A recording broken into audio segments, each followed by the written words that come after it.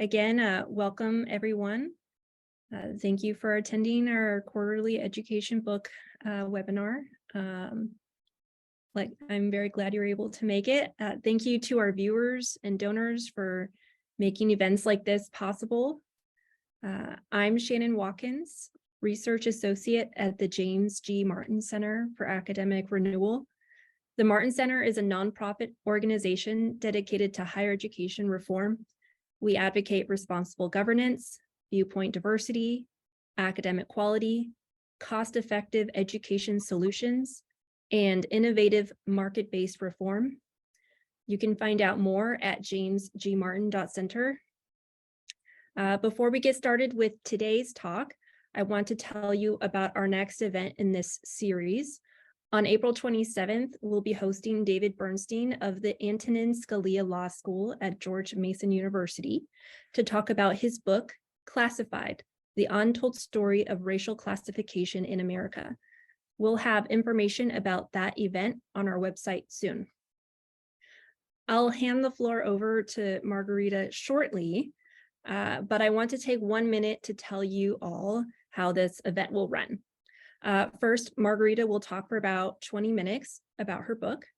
Then Margarita and I will have a short discussion. At around 3:15, I'll start posing questions from the audience. Viewers, you can post a question by using the Q&A icon at any time. I'll pose questions to our panelists at the end of the discussion. And viewers on Facebook, simply post your questions in the comment section and we'll be sure to monitor those as well. Also, we are recording this event so you can watch it later or share it online. Our guest today is Margarita Mooney Clayton. Currently an associate professor in the Department of Practical Theology at Princeton Theological Seminary, Margarita founded Scala Foundation in 2016 and continues to serve as Scala's executive director. As a Cuban-American woman whose work lies at the intersection of the social sciences with philosophy and theology, Margarita excels at encouraging students, readers, listeners, and audiences to think about important questions in culture, education, and faith in new and different ways. Her most recent books with Clooney Media, The Wounds of Beauty, 7 Dialogues on Art and Education, and The Love of Learning, 7 Dialogues on the Liberal Arts, grew out of her decades of experience as a teacher and scholar. Her book, Faith Makes Us Live: Surviving and Thriving in the Haitian Diaspora, demonstrated how religious communities support the successful adaptation of Haitian immigrants in the US, Canada, and France. And she's the co-author of Taming the River, Negotiating the Academic, Financial, and Social Currents in Selective Colleges and Universities. In addition to her scholarly books and articles, she has written on culture, faith, and education for publications that reach wide audiences, both inside and outside academia, such as Comment, Plow Magazine, Real Clear Policy, Scientific American, The Chronicle of Higher Education, and many others. She has been interviewed by organizations such as the Acton Institute, Duke Divinity School, the Institute for Humane Studies, the American Council of Trustees and Alumni, and by Ken Myers of Mars Hill Audio. Margarita received her BA in psychology from Yale University and her MA and PhD in sociology from Princeton University. She has also been on the faculty at Yale University, Princeton University, Pepperdine University, and the University of North Carolina at Chapel Hill. Today, we'll be discussing her latest book, The Wounds of Beauty, 7 Dialogues on Art and Education. Margarita, welcome. I'll hand it over to you. Well, thank you for that wonderful introduction, Shannon. It's a great pleasure to be speaking to the James Martin Center because, as Shannon mentioned, I was on the faculty of sociology at Chapel Hill from 2007 to 2016. And before I discuss my book, I wanted to just share with you a story of my teaching at Chapel Hill, which is a big part of what led me down this path to look into foundational questions on education and try to propose a way forward where we return to liberal arts education, beauty, and worship as integral to forming the next generation of leaders to uphold American ideals. My very last semester teaching at the University of North Carolina coincided with the beginning of a project on resilience and human suffering. And as part of that class, I had students take a test of their character strengths. And I decided to take the test with my students. And it ranks you according to how you typically spend your time. Well, not surprisingly, I ranked really high on liking cognitive tasks. I would always be reading books and solving problems. I ranked lowest on appreciation of beauty. And this concerned me because I used to relish walks in nature or listening to music. And as I listened to my students reflect on their character strengths and the meaning and purpose that they had in life, I realized that the education system wasn't actually helping them discern their vocation or feel that they had a sense of calling. They felt that they were being pressured to, pick certain kinds of classes or ascribe to certain kinds of opinions, but the joy of learning was gone. And for many of them, here I am teaching this class on happiness. Well, turns out they're all really unhappy. So I started to look into this and I started to wonder, to be frank, if something about our educational system is making people unhappy. And the answer is, I think it is. So what I have been trying to recover ever since then, that's why I started Scala Foundation, is that I want to work with young people to help them recover, plainly put, the love of learning, the joy of searching for the truth. Now, that may sound like really big ideas, but a lot of times debates about education get into policy matters. How much funding goes here? How much funding goes there? What are students learning about American history or civics? I'm not saying that those questions don't matter, but I'm saying that you can't answer questions about policy or content of the curriculum if you haven't asked yourself, what are your foundational assumptions about the human person and the human good? And what I'm going to explain to you, hopefully in the next few minutes, and then have a dialogue with Shannon, is how I've learned that beauty, not beauty as an abstract ideal, but beauty as an embodied experience in music, art, architecture, nature, reveals to us the order of creation and stimulates wonder and creativity and can help students recover the love of learning and orient what they're learning towards an integration that's going to further the human good. And listen, I may not be able to convince you in the next 20 minutes, but I think a lot is at stake here. What's at stake, what's happened in so much of education, is a slide towards totalitarianism, where you're told what to think. You're not being taught to explore questions openly, to use your reason, to intuit your way to the truth with your scientific reason as well. And also, so many students that I teach have never really pondered what is the meaning or what is the purpose of all of this. And some of them are teetering on the basic existential question of whether or not any of this matters. So my argument is that if we don't give students, if educators do not present students with a tradition that's holistic, that's grounded in a clear notion of the human person, we will slide into totalitarianism and ideology, and in its wake will be unhappy, unfulfilled, metaphysical bureaucrats, people who don't know who they are, who are easily manipulated. Now, my most recent book, The Wounds of Beauty, which Shannon mentioned, is the second book that I've published based on my research into philosophy of education and my teaching through Scala Foundation and at Princeton Theological Seminary. And that book opens with a conversation that I had with an historian named Peter Brown, who helps, I think, understand why it's so difficult in the modern world to have a discussion about beauty. When I bring up beauty, First of all, it's not usually very high on the list of educational priorities anymore. We tend to find, go in the direction of science or maybe, history even, but not beauty and not fine arts. And in a large part, I think the neglect of beauty in education has to do with the fact that for most modern people, beauty is equated with simply a form of self-expression or emotion. But in the ancient world, in the Greek and the Roman world, historian Peter Brown really helps us understand in my dialogue with him that for the ancients, beauty was a masterful achievement in great architecture, great music, right? Beauty was an expression of humans being able to create things in the natural order.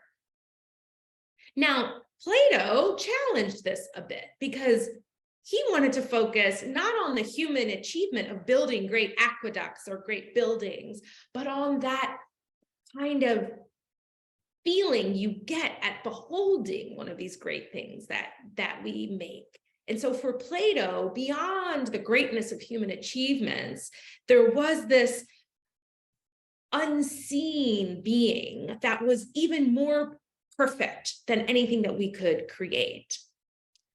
But with Plato, then beauty ends up becoming something that isn't really manifest in the world. What's manifest in the world isn't beautiful so much for Plato as the thing that it points to. So true beauty is something you get at with contemplation.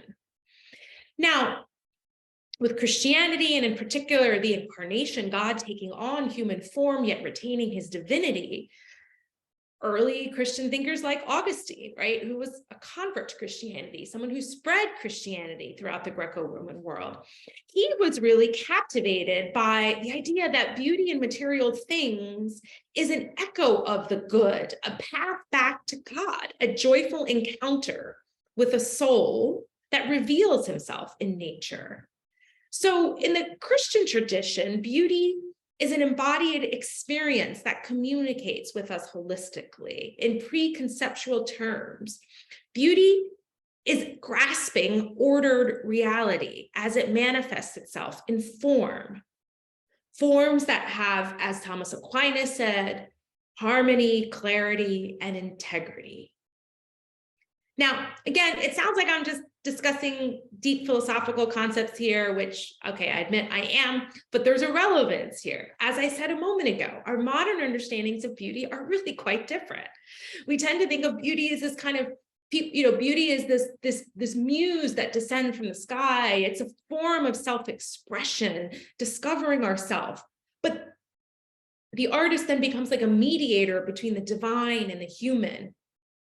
But listen, there's a lot of problems with this romantic view of art as simply self-expression. Taste is subjective. Beauty is in the eye of the beholder.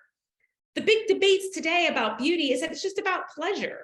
The problem with that is that we've reduced beauty to pure feeling, and we ignore that there are forms in the material world which are ordered and order our consciousness as human beings and communicate a meaning to us. Again, to make this more concrete, I'd love to give the example of Princeton University's campus, which is visited by tourists all the time. Or imagine your favorite building at Duke or UNC.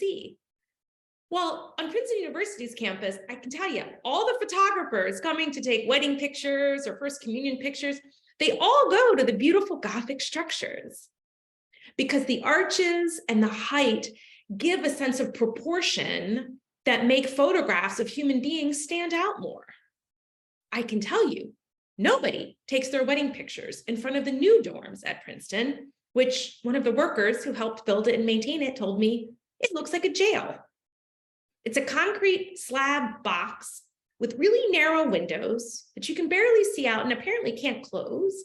They've intentionally made it very difficult to find the entrance or the exit. Well, what does that communicate?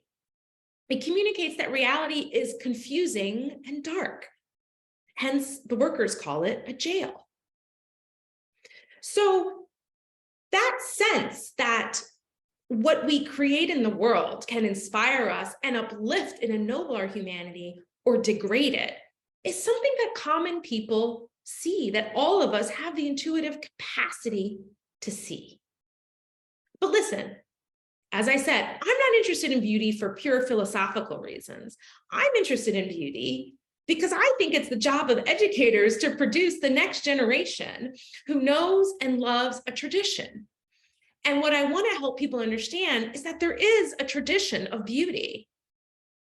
It doesn't mean that there's not new creativity, that there's not new forms, but that the tradition of beauty is something that we can study, and it's what's going to inspire the next generation to be creative, to come up with the next scientific innovation. In my book, The Wounds of Beauty, I interviewed 2 people with degrees in mathematics and physics and biology.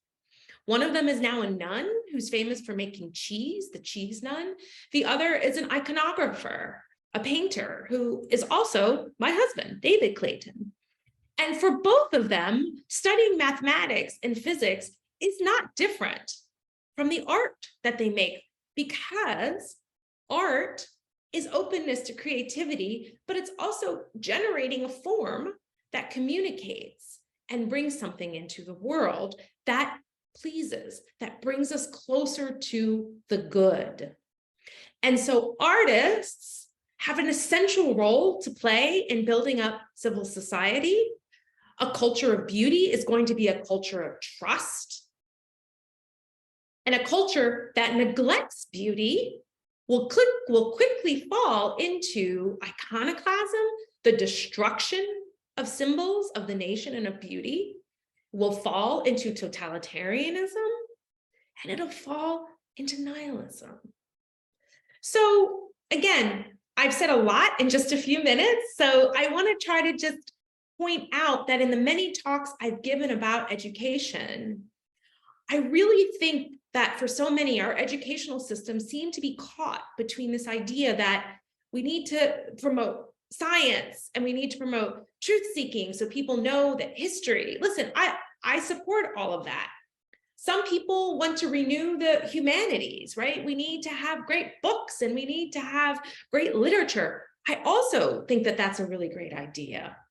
But the problem is we can't know what to do with science or with the humanities if we have a romantic view of the self or a view of beauty as purely subjective.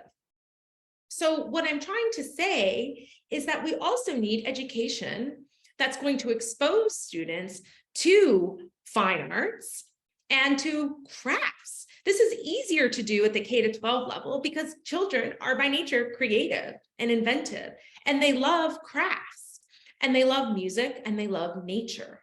But I do think that at higher levels, also in high school, also in college, we need to be supporting people whose particular gift to the world is in the fine arts. We need the next generation of architects, artists, and musicians. But lest our love of art become an end in and of itself, devoid from a sense of reverence for the God who created the world, I also really believe that the fine arts and artistic creativity has to be connected back to the source of our creativity, which is God. And I believe in talking with people who may not necessarily share my faith, as a Roman Catholic, may not share any faith, people can see that there's a mystery to the created world that leads you to wonder and amazement, and even to a miraculous sense about the structure of the physical world. So although I believe that I have particular claims that I believe to be true about who God is and how he manifests himself, the idea that God manifests himself through things in nature that lead us to wonder and to amazement is an idea I believe that transcends faith. Or a particular, it transcends any particular faith. What it does exclude is people with a reductionistic, materialistic, mechanistic, technocratic view of human beings, under which we might as well get rid of culture and become robots. And there are people who are proposing this. There are people who are proposing that the next stage of human evolution, we look like computers. This is not the world that I want to live in.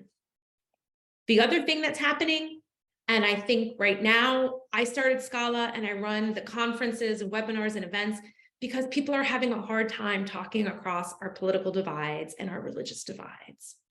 Beauty, a beautiful concert, the chanting of the Psalms, as I do with my students, gives an embodied experience that tells us that what unites us is deeper than what divides us. So yes, we have to train young people to be able to defend the core principles they believe in with rational arguments, but we also have to give our young people an understanding, not of appreciation of beauty and of the creation of beauty, because the creation of beauty is fundamental to building social relationships with trust and with openness to listen to the others. I'm not saying we're going to annihilate our differences. I'm not saying we don't have to make tough political decisions, but I'm saying we need to get out of the cycle of seeing other people as the enemy, and beauty can help us transcend ideology and rehumanize any environment, because I do firmly believe that whether people know it or not, the kinds of images and sounds and buildings that they surround themselves with moves them in their soul and can dehumanize or can uplift. So let's just move into questions. But listen, I'm saying this because I'm passionate about the hearts and the minds and the souls of students, and many souls and many hearts are being lost.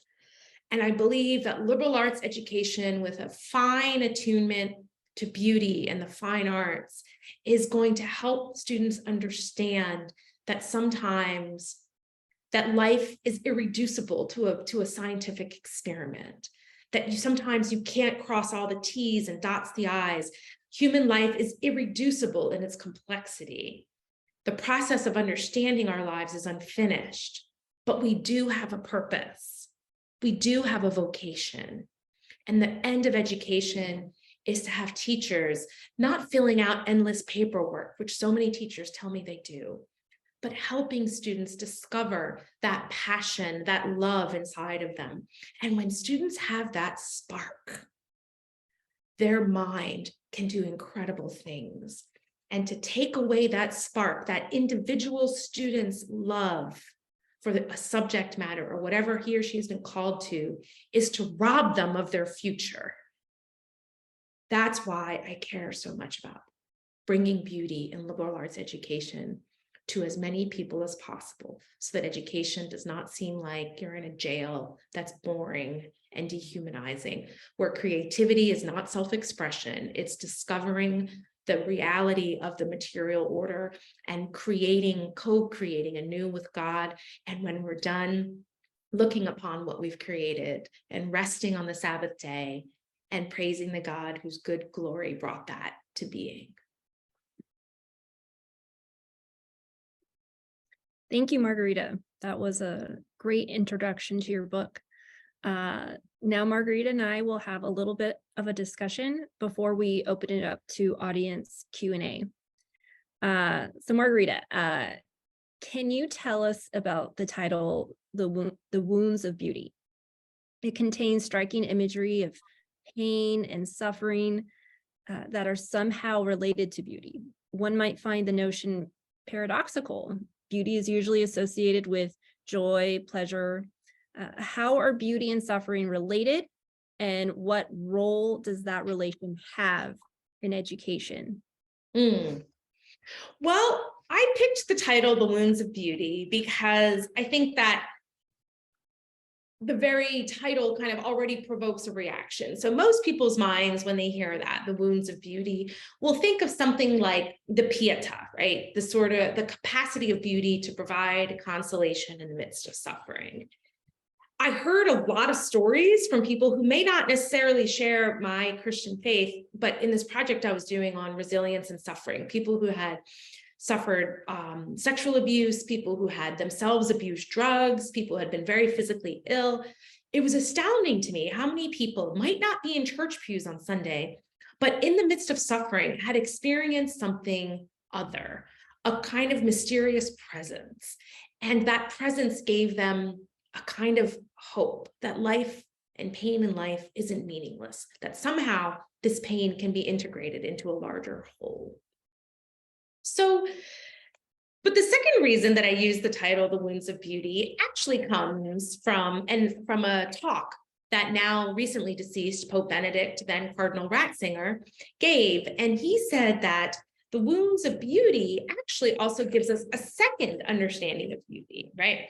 And he said that when we experience a beautiful concert, for example, think of the time like in nature or what positive psychologists call flow, the last time you experienced something and you felt like time stopped, right? He says that beauty also wounds us in the sense that it pierces our heart. So beauty doesn't satisfy an urge so much as it fills us, but yet wounds us at the same time because it leaves us wanting more of that thing, right? So beauty wounds in the sense that it uplifts our desires and it purifies them, but it doesn't fill them. So in a recent webinar I did with an iconographer, Aidan Hart, who's speaking at Scala's conference on campus at Princeton in a couple of months, he said that the difference between beauty as he sees it and social media is that social media, let's take some examples, right, from Instagram or something, tries to present some kind of perfected image, right? Some kind of idealized human form. And he says, no, beauty in the tradition of iconography doesn't do that. There's always something incomplete about true beauty. And when we try to present something in artistic form that's perfect, we end up with something that's really fake and it's superficial. So why? Because this kind of idealized human form pretends to be perfection, but perfection is God and God is infinite. And so whatever we produce is always going to have imperfections, right? So even the most beautiful things have imperfections, things that we create. So that's where the title comes from. Thank you.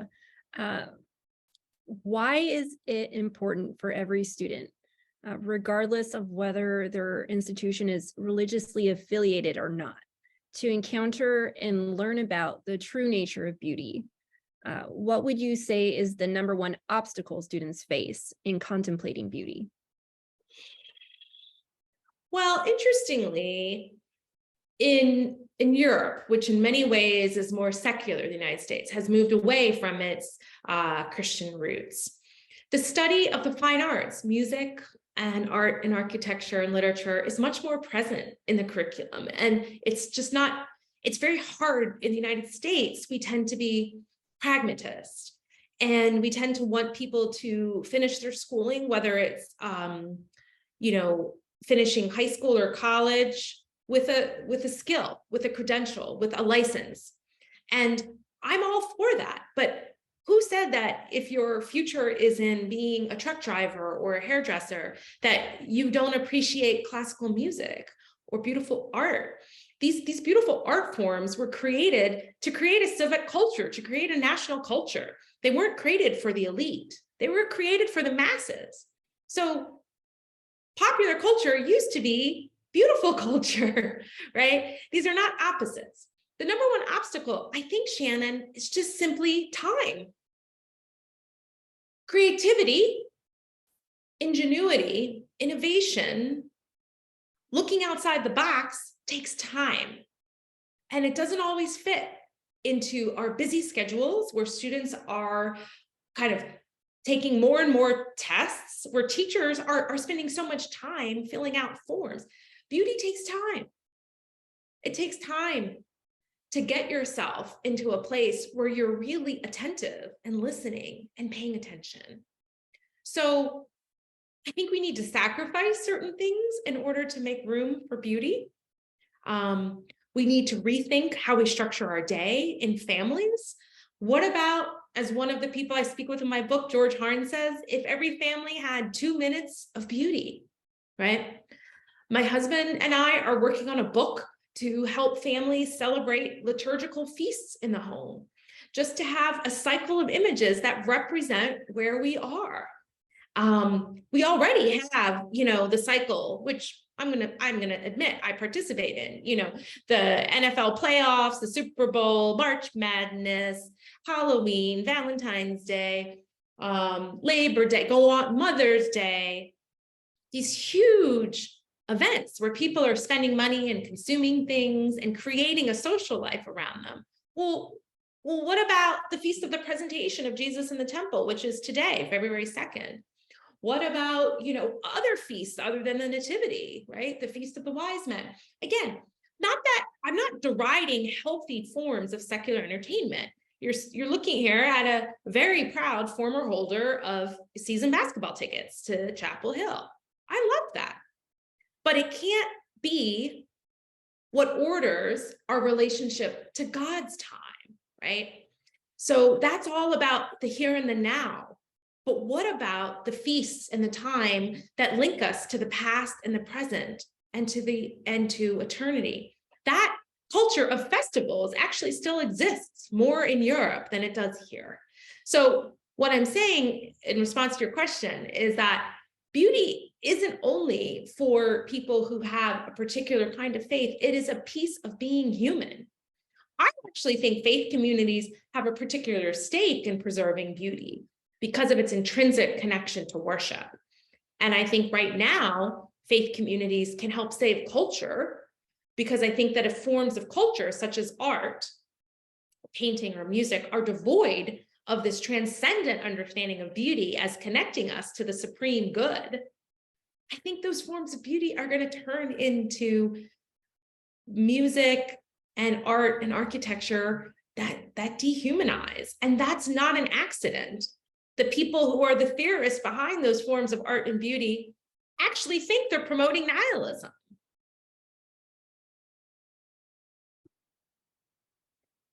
In several of the conversations in your book, you and the interviewees discuss different understandings of beauty. On the one hand, the classical/Christian understanding of beauty, and on the other hand, the modern understanding of beauty. Can you sketch for us what those two general understandings are and how they differ? So again, I think that a kind of a good place to start with this is that modern understandings of beauty place beauty at the level of an emotional experience and of self-expression.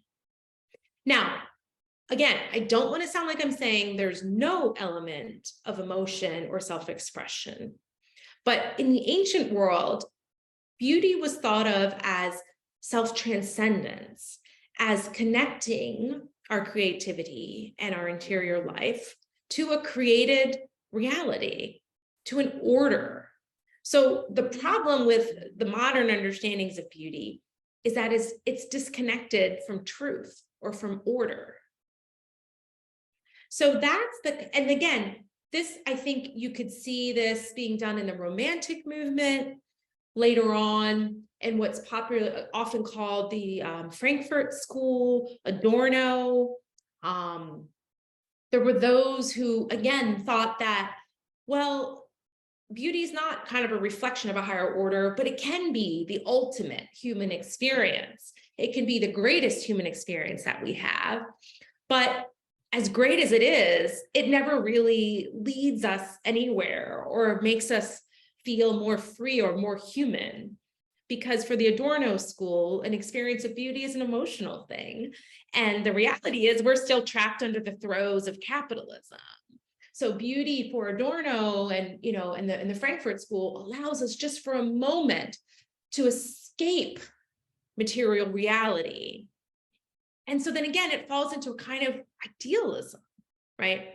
Whereas in the ancient understanding of beauty, or what I largely talk about in my conversation with James Matthew Wilson, the Christian Platonist understanding of beauty, which has so shaped the Western world, beauty is an echo of the good. And it's an echo of a supreme being, right? So beauty is a way of disclosing itself, of the ultimate reality coming down and meeting us. And through our participation in that reality, it's a key word there, participation in that reality. spoke a lot about that with an artist on Monday named Jonathan Pajot, who's also speaking at the Scala conference, that beauty helps us to participate in an ordered reality. This is very different than saying beauty is the most important thing we can ever experience, but it's ultimately subjective and not really true. And what's really true is that we're oppressed. I mean, talk about whiplash, you know?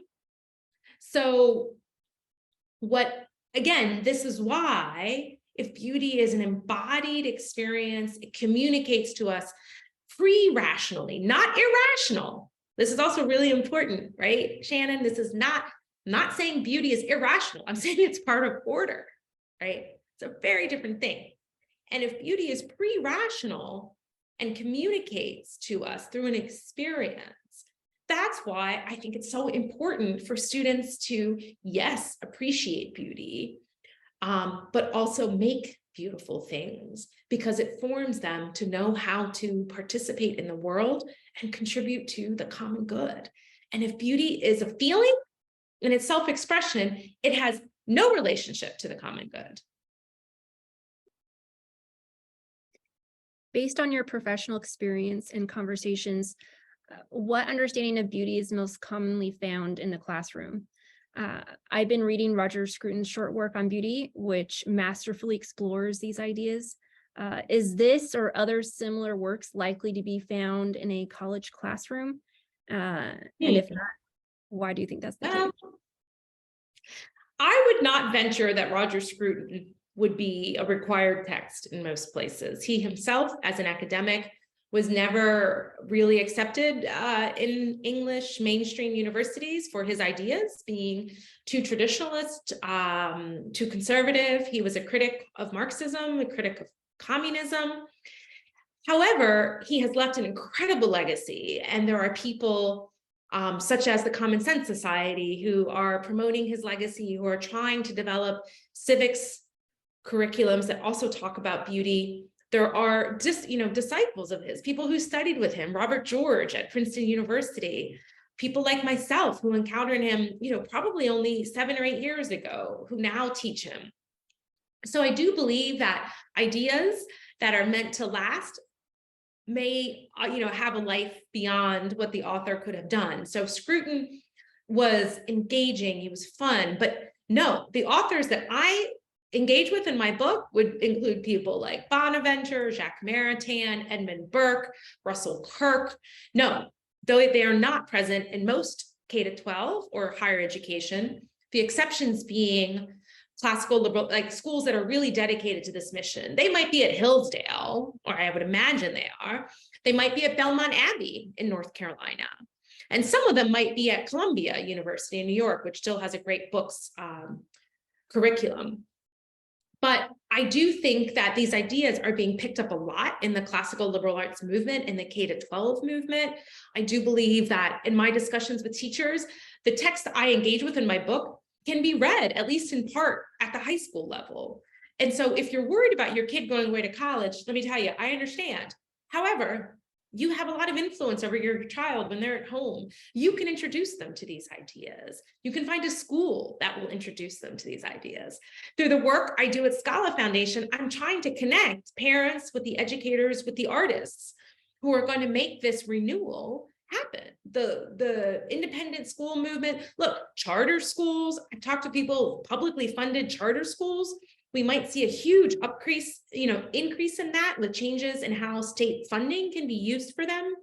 And I would propose, if you're thinking about starting a publicly funded charter school, definitely have fine arts and definitely have some of the philosophy of aesthetics.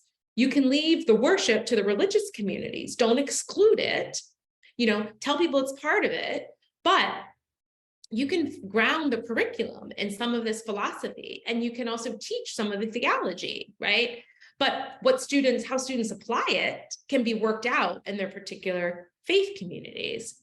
If you are at a school with a Christian mission, which I am now at Princeton Theological Seminary, or if you're at Wake Forest, which is historically Baptist, you can stand and say, hey, listen, this is part of our own tradition. We might have let it go, but it is part of Yale's tradition. It's part of Harvard's tradition.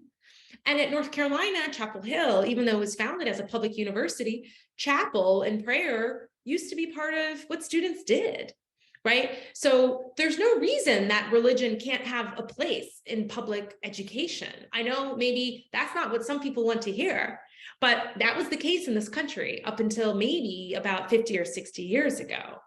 And I don't see of course, there are issues to be worked out, but the idea that if it's publicly funded, you don't talk about ultimate questions. Listen, they are talking about ultimate questions, and they are talking about moral questions. And so if you just let these existential moral questions be ignored, you're leaving a void, and that void is going to be filled by ideology.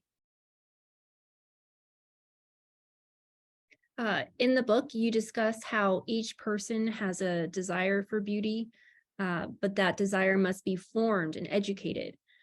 For various reasons, higher education is prone to hyper-specialization, especially in the technical STEM fields.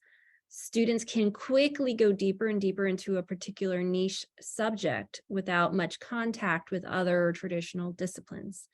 How can colleges and universities ensure that students, regardless of their specialization, are exposed to great works of literature and art?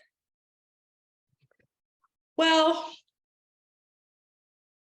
what I have learned is that students themselves have to be very discerning in where they go to school and what classes they take. Because sadly, what I see is that sometimes even really wonderful offerings in beauty and art and music, students don't tap into it because they think, no, I'm not here to study art history or music appreciation. I'm here to study computer science. Well, maybe after 20 years in computer science, they might actually realize there's a connection to music and art, which I fundamentally believe that there is. But so many students are coming to places like Princeton University, and they have no clue that STEM majors should also be studying science. It just doesn't occur to them. So part of what's happened, and I've seen this happen in a few places, really successful science and engineering departments start having humanities for engineering majors, right? Build it into the major. They might have different professors than those who are teaching the English literature or the music appreciation, people who themselves might know science. I mean, part of what also happens, right, is that people with degrees in the humanities today themselves may never have had the kind of scientific education my father would have had all the way through high school, because the levels of science that people get siloed off and they don't really know math or physics, so they can't relate. A lot of people who are good in the fine arts can't relate what they're doing to science and engineering and computer science. They're really rare, but they do exist, right? So to have this productive dialogue across disciplines, Shannon, you might think that faculty would be leading the way, but the problem is faculty don't have a holistic formation. And so faculty go into their silos, and then students come in thinking, how much money is going out the door and how much money am I going to make later? And I could graduate a year earlier if I don't take this. So I've increasingly thought, I think a word I heard for it is we should unbundle education, right? We should let people in higher education, those who want to, focus on a particular area and get their degree and do it quickly. But we should have the offerings of a holistic education, make them available to everybody. They don't have to be expensive, but they don't have to be a specialty either, right? So people who know they want to do fine arts can do that, and we should offer those programs. So it really depends on the struggles around higher education have to do with the curriculum being so diverse, as you said, that it's not speaking to each other. And higher education in particular is combining specialized knowledge, supposedly with general education, supposedly with a social life, and, supposedly with, sports teams and all kinds of other things. And it's really expensive. So the debt burden on students makes them think, if I'm spending this much money, I'm not spending it on the fine arts. So I also think, look, the fine arts is also, and beauty is a part of what families should be doing. It's a part of what places of worship should be doing.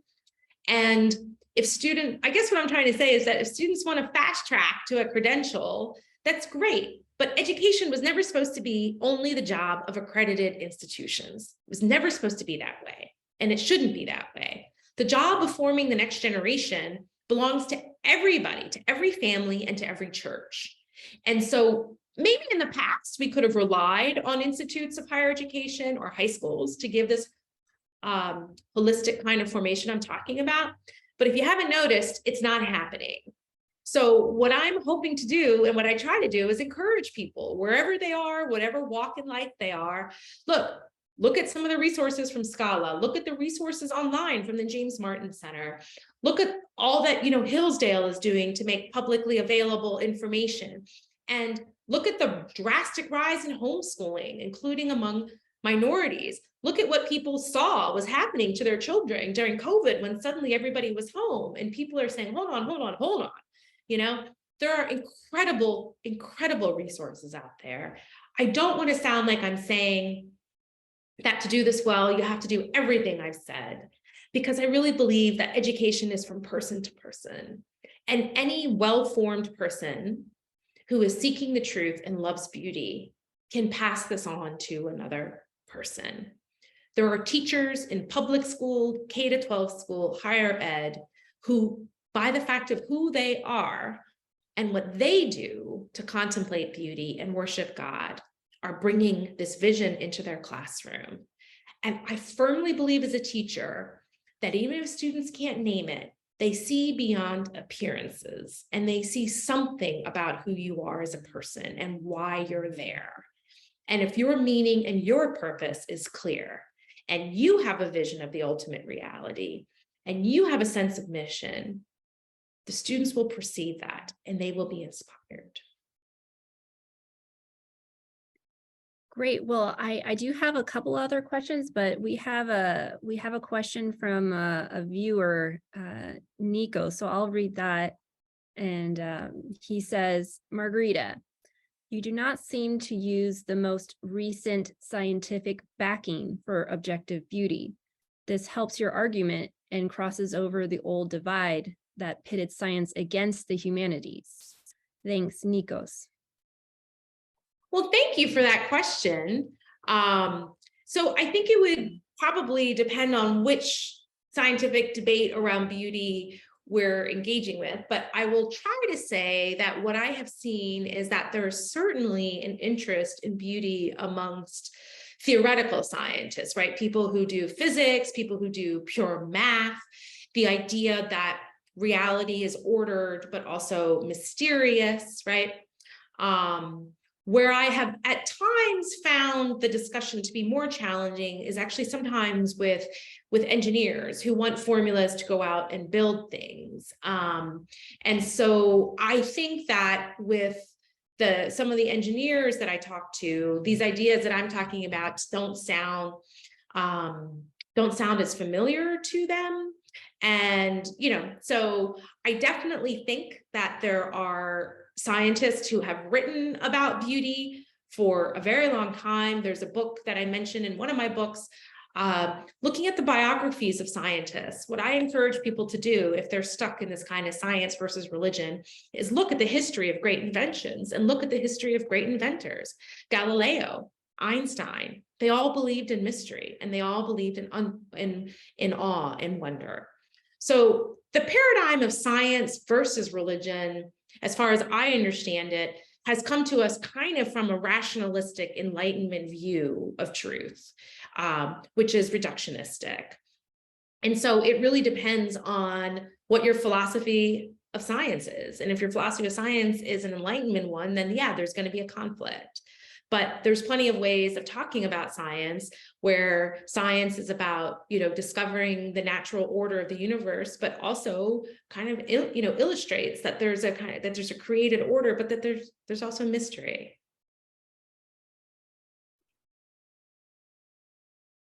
Great, thank you. Thank you for the question. Let's see. So he did send a few articles over, one being an article he co-authored called Architectural Beauty, Developing a Measurable and Objective Scale.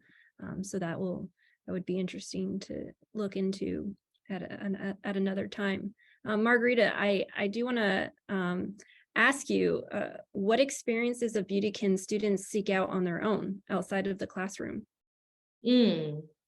Well, okay, so one thing that I find students resonate with pretty easily is beauty in nature, right? One place where people don't seem to disagree about objective beauty is parks, right? I haven't heard of anybody saying like, let's tear down Central Park. Or, we shouldn't be spending money to conserve green spaces for human enjoyment. People want to have beauty in nature. So I also think that getting ourselves out of technology, right? Because in talking to students, like we all know that people are spending less time outdoors and they're spending less time just being in nature. I also think that I really do recommend to students that they learn to practice silence, unplug, turn off all their devices. As I said earlier, what are you going to sacrifice to have more beauty? But you can't always even appreciate great beauty if you can't be attentive. So being in silence. Then the other thing that I would say is, music in my experience seems to cut across cultures and traditions. Learn about a great tradition of music. For me, my big change in the last few years was I joined a choir. I joined the student choir at the Catholic Mass here with my husband. And now we have the students over afterwards and we keep singing at the house. And music is a great way to participate in and create something beautiful. So one can learn, one can visit monasteries. When I lived in North Carolina, I went to Belmont Abbey and stayed there. And that inspired me to go to a monastery in Connecticut, Regina Laudis, where I met some nuns who do manual labor, and they had me out there doing farm work. But I was doing it with them in a way that I appreciated the bountifulness of nature and created something beautiful. So a lot of students are already in some ways trying to do these things. And I think what may be different about what I'm saying is how do we help students connect the beautiful experiences in nature to an understanding of ordered reality and ultimately to an understanding of the infinite, but the infinite that expresses itself to us. And for that, I do think you need to have a religious tradition that you're committed to that has a rational scientific component and an understanding of beauty, because if not, the love of beauty ultimately becomes aesthetics for the sake of aesthetics, and I don't think can ultimately fulfill the human person. You observe from your own experience at Chapel Hill, you mentioned earlier how important it is as an educator to feed your desire for beauty. And I found George Harn's following comment in your book really fascinating and connected to your point. He says, we need to find ways to integrate the beautiful into our work, because beauty can be conducive to being better at that work. How does beauty make educators better at their work of teaching, mentorship, and research? Well, now that I've been an educator for a long time, I will say I appreciate more and more the importance myself of having exposure to beauty and a contemplative life. Because in education, as an educator, look, there's a lot of pressure, there's a lot of change, there's a lot of responsibility, there's a lot to get done. And it's so important to see each student as a unique creature created by God, and not to fall into simply playing a role, right? One of the other problems in our modern society is everybody thinks that their job is just a role that they play. But ultimately, as an educator, you need to look at each person as having a unique soul and an irreducible dignity. And yes, there's preparation. Teachers need to love their subjects, for sure, and they need to know their subjects.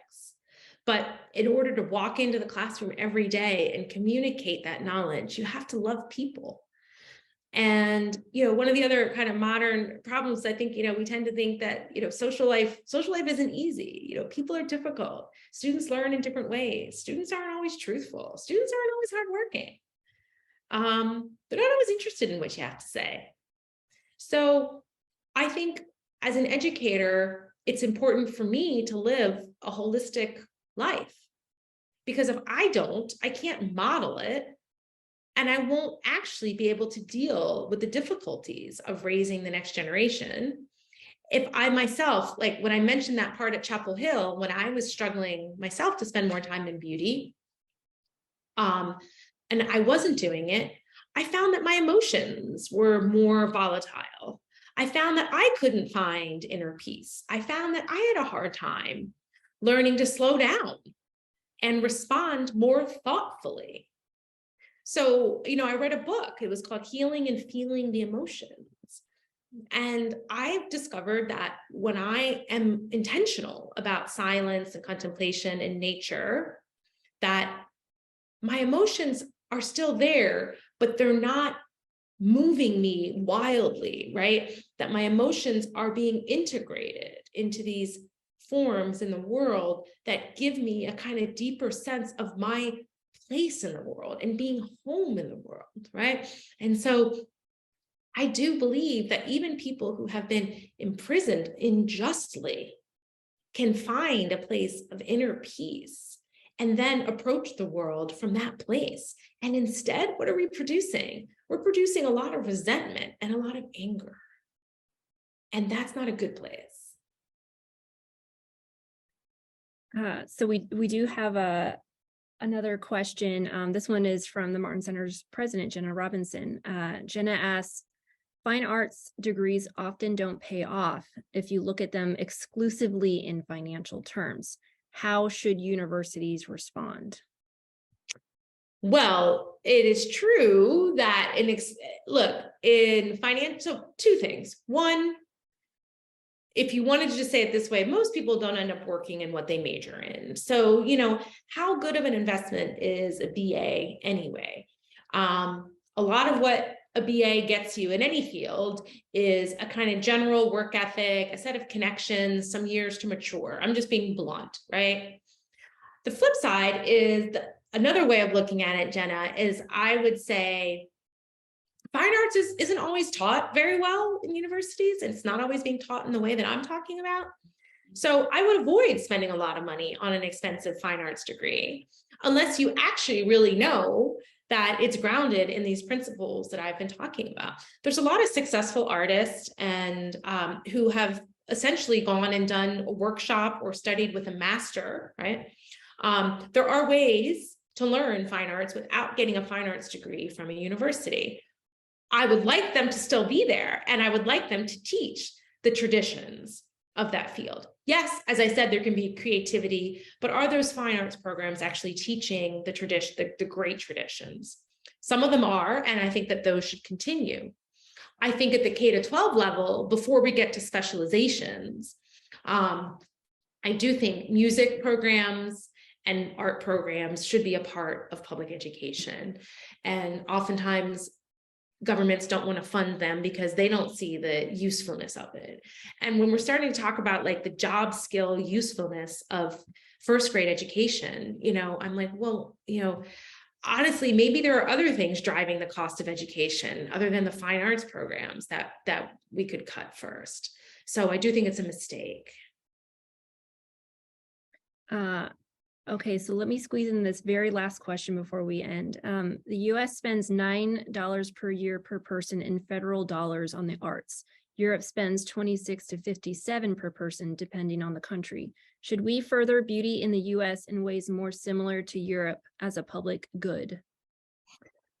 What a great question. I would say that I'm not sure that the revival of culture and art, as I've described it, is going to necessarily come from the government.